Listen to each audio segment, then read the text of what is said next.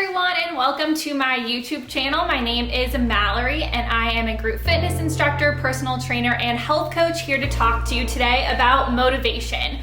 Before we start, I just want to point out that I have these glasses that have no prescription, and I'm one of those weird people that wears glasses just because they think they look cute. So hopefully you enjoy my glasses today. So today we're talking about motivation, which is a huge topic that I talk about with my health coaching clients because people are always labeling themselves as unmotivated or I was really motivated this week, and I want to unpack some of that terminology today. So before we start, I have a couple big, large picture thoughts about motivation. First, motivation is dynamic and unpredictable. So if you think about motivation throughout your days, even your hours, even your minutes, it's going to be up and down, highs and lows throughout your life. And so I think it's important to start this conversation by saying it is not normal for you always to be motivated. And I think that's where we get into a little bit of dangerous ground when we start labeling people as unmotivated or motivated, because it's normal to have periods where you're unmotivated and it's normal to have periods where you are motivated. And neither one of those terms is good or bad. Being unmotivated doesn't make you morally inferior to someone who's motivated, because they're gonna probably be unmotivated tomorrow, or it's just, there's no use in adding moral terminology to these terms. So before we start, we're just taking the term unmotivated off the table because that's not a thing. But again, taking in this conversation the concept that motivation is going to be dynamic. So try not to be disappointed in yourself if you have periods of lower motivation, because that is super, super normal. So how to stay motivated? That is the big question that everyone keeps asking, especially in all of my health coaching sessions. How do I stay motivated? And again, tying this back to the beginning, you're not always going to be motivated, and that's okay. But how, most of the time, can we have that long-term sustained motivation? And again, it's gonna have ups and downs, but long-term. And that's what we're gonna talk about today. So there are two main types of motivation. There is intrinsic motivation, IN, intrinsic, and extrinsic, extrinsic motivation. And those are the keys to this conversation. So those are both under the self-determination theory, which we're gonna talk a little bit about today. So let's start with intrinsic motivation. I'm sure most people have heard of this before, but it's a little bit more complicated than maybe we normally talk about. So intrinsic motivation is motivation that you are internally motivated to do. So maybe you have a passion for a topic, or your values closely align with what you're doing. So I think of maybe studying a certain major in college. Maybe you're intrinsically motivated to study communications because you just love talking to people. Whatever it is a motivation inside of you. Or if we're talking even about joyful movement, you're exercising not to punish yourself, but because you genuinely enjoy that movement. So that's kind of our intrinsic motivation, and that's actually really all there is to intrinsic motivation. We'll see when we talk about extrinsic motivation, there are subtypes, but intrinsic motivation is pretty set and dry. It comes from an internal desire and not an external force or motivator. Okay. So extrinsic motivation. So there are four types of extrinsic motivation, and you can kind of think of them on a spectrum. So there's one on one end and one on the other end, and the one on the far end is closest to intrinsic motivation. So I guess you can imagine extrinsic over here, intrinsic, and the four types of extrinsic get slowly and slowly closer to our intrinsic motivation. Okay, the first type that we're talking about today is external regulation. And that is when you perform a behavior for an external demand or punishment. So I think a great example of this is studying to get good grades, or working because you get paid to do it. Those are examples of external forces that motivate you to do a behavior. So that is our external regulation. And as you can imagine, that is closest to the far end of extrinsic motivation because you have very little desire to perform that behavior outside of that external force that's motivating you to do it. I think it's also important to know with external regulation that in terms of long-term motivation, it's the least desirable and the least motivating, because if you can imagine, studies have shown that intrinsic motivation is by far the most effective motivator. So if we're moving from, intrinsic over here all the way to extrinsic, this is gonna be the least motivating for long-term behavior change and the least desirable type. All right, our second type, so we're moving a little bit further over on that spectrum, is introjected regulation. And introjected regulation is performing a behavior to have some other internal means. That is kind of a confusing concept, so I feel like it helps to name a couple. So performing a behavior to reduce anxiety or guilt, to enhance your ego or pride.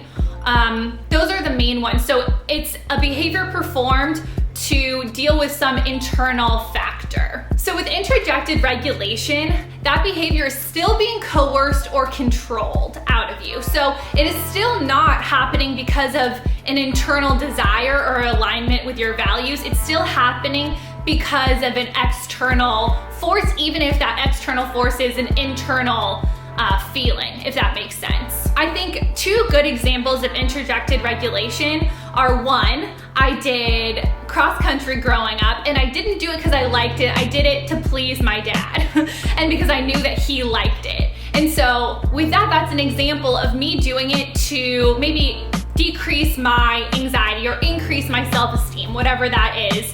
I'm doing it for an internal feeling that's satisfying an external need. Another example would be someone doing a job to support their family. And maybe that's, maybe the internal emotion there is self-esteem or pride or ego, whatever it is, but it's an external factor kind of aligned with an internal factor. So those two are playing, but the internal one isn't a deeply held belief. All right, next up we have identified regulation. So again, if we have that spectrum, extrinsic is here, intrinsic is here, we're slowly moving closer to that intrinsic motivation. So we're one away from our last one. So identified regulation is when you're performing a behavior because you like the goal of the behavior, or you want to do the behavior, but it's still extrinsically motivated. So I think like doing the dishes is a good example here of, I wouldn't say it's a deeply held intrinsic belief that you would like to do the dishes, but you still want to do it to have a clean kitchen or to please your partner, whatever it is.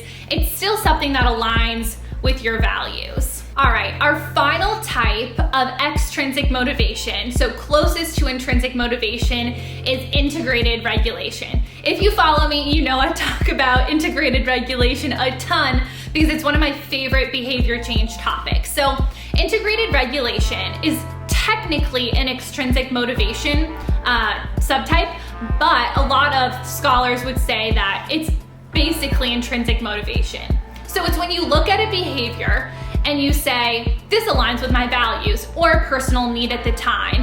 And I like the term, it's self-initiated. So it doesn't really have, in the same way as the other ones, an extrinsic factor, but sometimes it can in small ways. So going to the doctor, I think that's a good example of an integrated regulation.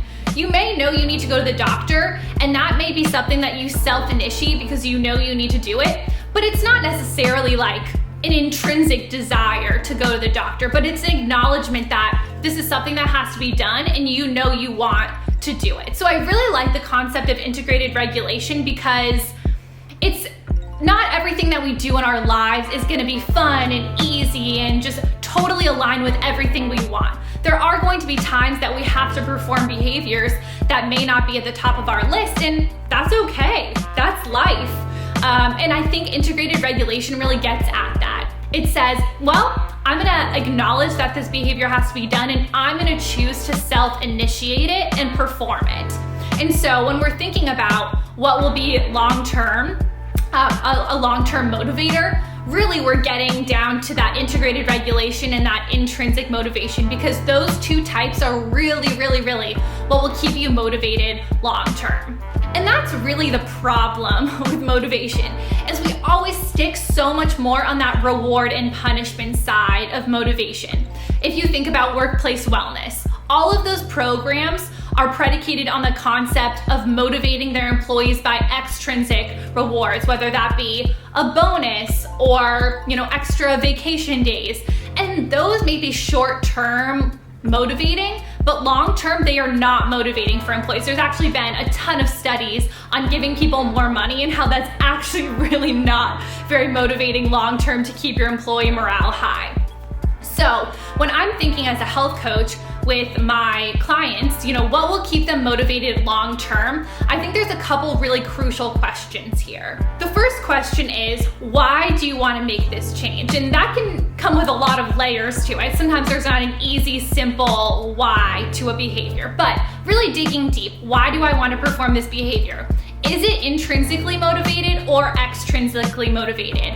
And again, I hate bringing moral labels to this conversation. So extrinsic isn't necessarily a bad thing. It's not a bad thing to be extrinsically motivated to do a behavior, but you want to be careful, right? Because if we're saying that extrinsic motivation is not motivating long-term, then you want to kind of start to move down that spectrum a little bit and find more alignment in your behavior. So that's the first question, thinking, why do I want to perform this behavior and where am I on that motivation spectrum? The second question is thinking about ability.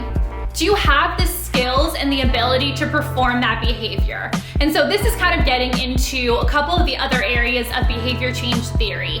But I think it's important with this conversation of motivation because motivation doesn't exist in isolation. There are other aspects that need to help you perform a behavior other than just the motivation to do it. So the second question is, do you have the skills and ability to perform that behavior? Number 3, maybe my favorite type, is do you have the support to perform this behavior? So do you have the friends, the family, the colleagues, the community, whatever it is to help support you? And that doesn't mean literally doing that behavior with you, but it's having them hold you accountable or remind you why you wanted to start this in the first place. And you could consider that extrinsic motivation, but I like to think of it as another form of intrinsic motivation, having people around you who you know and love to help you with health behavior change. So that third question is, do you have the support to perform that behavior? Our final question is, do you want to make this change? And that may seem like a ridiculous question. If you've already decided to make the change, then that's a whole different thing. But think about it for a second. Think about this behavior or habit you're trying to adopt. Do you want to make this change, and why do you want to make this change? Does it feel important to you? And I think this question is so crucial because we're going back to living in this world where we're constantly bombarded with extrinsic pressures. I think about the weight loss industry, diet culture, all of these different industries that are selling us products or plans or programs or sessions. And I think it's important to think about the societal pressure we feel to feel motivated to do a certain thing. So I think it's important to really question, do I want to make this change? And does it feel important to me? That's it for today. Hopefully some of the conversation around motivation feels helpful for you. Again, when you're really thinking about behavior change, think of this spectrum and really kind of reflect on where you are on this spectrum. Are you feeling much more extrinsically motivated or intrinsically motivated? And remember, there's no bad or good. We're just taking in those thoughts without adding moral weights to them or calling ourselves unmotivated or lazy. Or again, we're taking in this information, processing it, and then really taking some time to reflect on the whys behind our behavior. So, as with last week, I will include all of the citations I used, and I read a couple really great articles for this video. So if you want to learn more, those were super helpful for me in kind of coming to the spectrum thing and understanding where all these different motivations tie together. So thank you so much for listening today. I hope this was helpful. As always, you can follow me on Instagram for more of this and subscribe to my channel, like this video, all of the YouTube things. I appreciate you all and have a great rest of your day.